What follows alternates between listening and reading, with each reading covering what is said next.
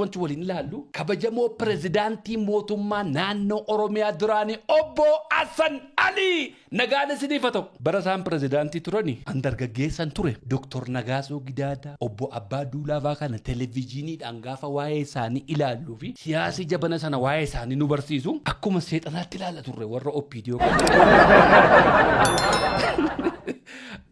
Erga isaan gara biyyaatti galanii baatii 3-4 lakkoofsise kana guyyaa 2-3 carraa obbo Hasanii wajjin ooluu argadheera. Waan baay'een irraa baradhe. Waan baay'een hubadhe. Namni akkuma walitti siqee wajjin haasee wal hubachaa deema. Ijoollummaadhaan jibbiinsi jabana sana na keessa ture. Na keessa haqame. Waan hubadhe. Waan baradhe. Siyaasi ani keessa ture suni OPDOodhuma jedhamu kana akka seexanaatti ilaalaa turre. Biyyuma lafaarraa nuti seexanan beeknu OPDOodhuma beekna OPDOodhuma jibbaa turre. Hanga walitti dhufne hanga walitti deemnu wal hubachaa wal dhaggeeffachaa deemnu waa baranna. Obbo Hassan Ali irraa wanti hubadhe yeroo mootummaa naannoo Oromiyaa ijaarree naan jedhan namoota muraasa turre kana keessattis namoonni hangi tokko miseensa dhaaba keenyaallee turre jedhan garuu walii waa murteessaa turreedha. Birrii 25 markaatoorraa namarraa liqeeffannee dhaabne jedhan mootummaa naannoo Oromiyaa har'a kinoo maltii biliyoonerii ta'e magaalaa Finfinnee keessaa gamoo meeqa qabu kan birrii 25 liqeeffannee jalqabneedhaan warra turre keessa konkolaataan qabnu turre konkolaataa DX adiin tokko nuu kennamte konkolaataadhuma kanayyuu kan oofuu danda'u nama tokko tureedhaan namicha tokko kanatu mana keenyaan nu ga'aa turre waajjiran qabnu turre har'a waajjirri meeqa magaalaa Finfinnee keessa guute kun kan mootummaa naannoo Oromiyaa achirraa jalqabne as keenya jira jechootuma maqaa waajjiraallee moggaasuudha namootatu garasii garanaa fidee walitti suphineetiidhaan nuti akkasitti hin beeknu turre akka waan isaan biyya gurguratanii akka waan isaan Oromiyaa gurguratanii akka waan isaan Oromoo gurguratanii maqaan isaanii nutti himamaa ture rakkoo hundaa sana keessa darbanii har'a as ga'anii obbo Hassan Ali erga mootummaa jabana sana waliin turan keessaas ba'anii biyya ambaatti kolugoltummaa gaafatanii guyyaa tokko gadi ba'anii hanga gara biyyaatti deebi'an dubbatanii hin beekan guyyaa tokko haasa'anii hin beekan miidiyaa baay'eetu isaan gaafata ture akka isaan itti biyyarraa ba'anis haala gaariin turre garuu biyyarraa baqatanii biyya ambaa turan dubbatanii hin beekan maaliif hin dubbanneen jedhan ijoollee ani guddiseen deebi'ee komadhaanaan jedhan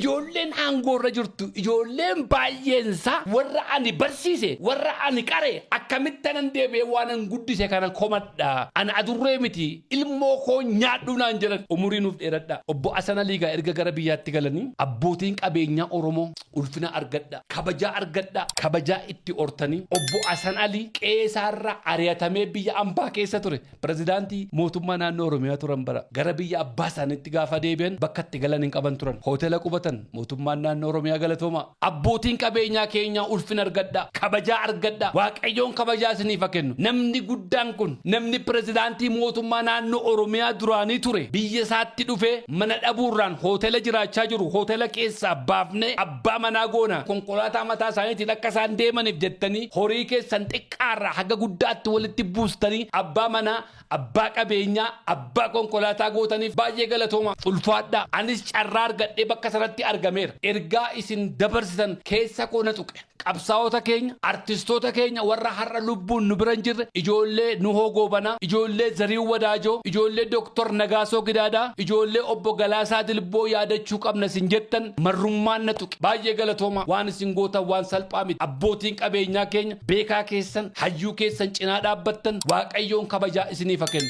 hojiin keessan kun gaa kanaan dhaab eebbi kitaabaa kabajamaa keenya obbo Leencoo Lataa jireenya qabsoo jedhu Zufaan Urgaatiin barreeffame eebbifamee jira bakka maatiin isaanii argamanitti haati warraa isaanii Profeesar Kuyee Kumsaa intalli isaanii Hurriyaa Goolii Rooba obboleessi isaanii obbo Abbaa Caalaa soddaan isaanii obbo Yohaannis Ameerikaa irraa dhufanii kitaabni isaanii eebbifamee jira kitaabicha dubbisuu hin jalqabne ani peejii dhuma isaa dhumaa kanan dubbisee 477 dha kitaaba baay'ee bareedaadha warri dubbisanii nu himaa jiru egaa kana waggaa tokko sanarraa fudhachuu danda'a boleen coolataa naa mallatteessaniiru numan dubbisa boleen coolataa baay'ee waanan jaalladhuu fi haasaan isaanis interviewun isaanis hojiin isaanis waan baay'ee natti toluu fi kitaaba isaanii akkuma ta'e numan dubbisa ani yeroo baay'ee interview dhuman dhaggeeffadha malee kitaaba dubbisuutti zeeroodha dhiiba manaa godha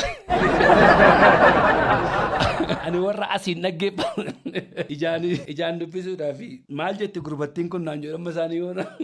Baga jiraattan obbo Leenco baga jiraattan baga waaqayyoon isin jiraachise Profeesar Kuyyee ijoolleen keessan Hurriyaa Goolii Roobaa baga jiraattan baga waaqayyoon isin jiraachise guyyaa har'aa akka agartan isin godhe kabajaa uummanni keessan isiniif qabu jaalala uummanni keessan isiniif qabu agartaniittu waaqayyoof galanna ta'u. Obbo Leencoo Lataa jireenya isaa guutuu qabsoo Oromootiif dabarse kan isaa duwwaa miti maatiin isaanii haati warraa isaanii ijoolleen isaanii abbaa malee haadha malee bakka itti guddatan uummata kanaaf aarsaa baay'ee kaffalan waan isaan hin ta'in hin jiru. Oromoo biratti garuu maqaan isaanii akka hin taanetti waama akka sabaattis ta'e akka dhuunfaattis yeroo baay'eef waa'ee isaaniitiif arrabsamaa dhuman ture. Maatii kanatti siqeenyaan hin beeka ergan gara Kanaadaa deemee carraa roobaa wajjin jiraachuu argadheera. Carraa roobaa wajjin jiraachuu mana tokko keessa jiraachuu argadheerraan kan ka'e maatii kanatti baay'ee siqeen maatii kana sirnaa hin hubadhe. Maatiin kun akka anaaf akka maatii Leencoo Lataa anaaf akka abbaati Profeesar Kuyyeen anaaf akka haadhaati yoo xiqqaate waggaa tokkoof walakkaan waliin ture waan ta'eef waaqayyo na galatu har'a sabni keenya arraba isa duraan keessa ture keessaa ba'ee kabajaan akka kana kennamuufi iddoo adda addaa irraa Oromoon bakka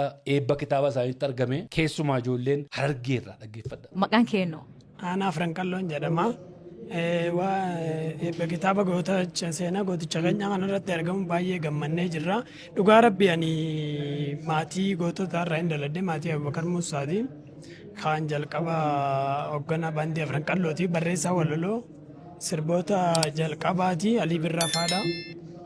Baay'een dinqisiifadha nama baay'ee dinqisiifadhu seenaa isaa irratti argamuu qaba jedheen fagoo dhufe. Eessirraa dhufte? Ani Harargeerraan dhufe. Eebbi kitaaba? Maaliif namni kun nama Oromoo ija cufattee jirtu ija banachiise maqaa isaa dhagee guddanne nutilleen Leencoo Lataa jechuun nama baay'ee kuusaa seenaa Oromooti jechuu dandeessa. Maaliif qabsoo ammayyaa qabsoo hidhannoo keessatti nama baay'ee dinqisiifadhu nama baay'ee jaalannu saniifuu asirratti argamne bakka irratti hirmaannee galuun keenya waan guddaadha. Aanaa Arfanqalloo baay'ee galatoome. Aanaa Arfanqalloo dargaggeessa maatii qabsaa'otaa keessaati. Maatii Abubakar Muusaati. Nama walaloo afaan Oromootiin Dr. Alii Birraafaatiif barreessaa ture. Maatii kana keessaa waan hin ba'eefi hayyuu keenya gooticha keenyaaf kabajaa waan hin qabuuf jedha. Harargeerraa ba'ee magaalaa Finfinnee eebba kitaabaatiif dhufe. Dargaggeessi kun maatii qabsaa'aa maatii hayyuu waan ta'eef hayyuudhaaf kabajaa isaaf malu kennuufitu Harargeerraa magaalaa Finfinnee dhufe. Obbo Leencoo Lataa nama Oromoorraa ija baneedhe. Jabana dukkanaa sana keessa nama baratee barumsa isaa dhiisee maatii isaa dhiisee qabsoo bilisummaa Oromootiif daggalatti gale waan ta'eef ani har'a Obbo Leencoo Lataatiif kabajaa kennuufin Harargeerraa ba'ee dhufeedha. Ulfina isaa kennuufin achirraa ba'ee dhufeedha. Onnee akkasii onnee ijoollee Harargee warra waan hojjetan beekan warra waan deeggaran beekan Harargeerraa ba'ee eebba kitaabaatiif magaalaa Finfinnee dhufe. Ulfina hayyuusaatiif kennuuf jecha Harargeerraa ba'ee as magaalaa Finfinnee dhufe. Ati inni uummata kanaaf hin qabsaa'a jettu. Ati inni uummata kanaaf hin artii guddisa jettu. Ati inni uummata kanaaf hin wangeela barsiisa jettu. Meeqaan keessattuu boolee keessa jiraate sagantaa kanarraa qooda fudhachuu dadhabe. Manichi hirruun ture namni guutuudha. Namoota baay'ee qooda irratti fudhate. Namooti baay'een irraa haftan garuu dargaggeessa kanarraa waa baradha. Dargaggeessa kanarraa waa hubadha. Kiiloomeetirii meeqa deemee dhufe? Siyaasa inni ordofu kan biraa ta'uu danda'a. Bakki inni itti dhalates kan biraa kan Obbo Leencoos kan biraa. Amantiinsaas kan biraa kan Obbo Leencoos kan biraa ta'uu danda'a. Garuu lafa dheeraa kana deemee dhufe. Nama waggaa 50 qabsoo bilisummaa Oromoo keessatti dabarse. Maatiinsa aarsaatti kaffale haati warraasaa waggaa 10 hidhamteef. Ijoolleen haadhaaf abbaa malee guddatteef kabajaa laattee fi dhuftee achitti argamte. Abbaan Obbo Leencoo Lataa Waaqayyoo wangeela barsiisaa turani. Qeeskumsaanis wangeela barsiisaa turani. Faarfattoota meeqatu ture? Artistooti 3-4 agarreerra. Faarfattoota meeqatu ture? Warra wangeela isin har'a lallabdanii fi dafqa isaaniitti coobsee itti reebamee itti caccabee asiin ga'an maatii qeeskumsaatiif maatii Lataa Waaqayyootiif meeqan keessatti achitti argame. Ustaazonni keenya ulfaadhaa irra deddeebiin isin galateeffadha. Jeneraalonni keenya galatooma. Koomishiinaroonni keenya galatooma. Baay'ee keessan argeera. Achi turtan hunda keessan maqaa dha'uu hin danda'u. Abbaan qabeenyaa Oromoo obbo Yaadataa Junaddii baay'ee galatoome. Ulfaadhu Waaqayyoo ulfina siifa kenna. Akka barbaade biizii haa ta'u malee isaa wajjin sa'a tokkos lamas dhaqeen dabarsadee waan hundumaa dhiisee sagantaa kanarraa qooda fudhachuu dhufe kitaaba obbo Leencoo kana birrii miliyoonii 2 bitate. Obbo Yaadataa Junaddii Waaqayyoon kabajaa siifa kennu. Waaqayyoon ulfina siifa kennu. Hojiin ati hojjettu yeroo hundumaa fakkeenya guddaadha. Ulfaadhu abbaa birraa kofii warri isaa wajjin jirtan hundi keessan galatooma. hayyuu kana cinaa dhaabbattaniif galatooma. Obboleen coolataa cinaa dhaabbachuu jechuun qabsoo bilisummaa Oromoo cinaa dhaabbachuu. Obboleen coolataa keessatti qabsoo bilisummaa Oromoo agarra. Maqaan isaanii akka barbaadeen ka'uu danda'a. Maqaan isaanii akka barbaadeen xuraa'uu danda'a. Obboleen coolataa hayyuudha. Obboleen coolataa qabsaadha. Obboleen coolataa beekaadha. Obboleen coolataa laayibireerii keenya. Warra isa cinaa dhaabbattan, warra sagantaa kanarraa qooda fudhattan, Waaqayyoon kabajaa isiniif haa kennu. Waaqayyoon ulfina isiniif haa kennu. Obboleen coolataa haasaa tokko dubbatan. Haasaan isaan dubbatan keessana yaada. Dhumatee lammata isinittiin deebi'uu isin rakkisu nagaan oolaa.